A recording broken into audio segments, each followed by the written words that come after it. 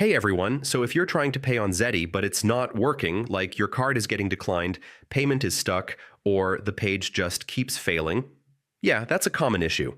But don't worry, I'll show you simple fixes step by step.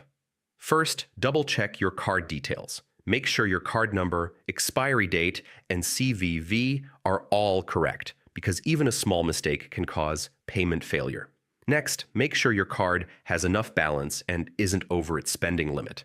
Banks often block payments if limits are exceeded. Now check if your bank is asking for extra verification, like a one-time password or 3D secure approval. If you skip this step, the payment will fail. If it still doesn't work, try another browser like Chrome, Firefox, or Edge. Some payment systems don't work properly on all browsers. Next, disable ad blockers or browser extensions. These can sometimes block payment scripts and stop the transaction from going through.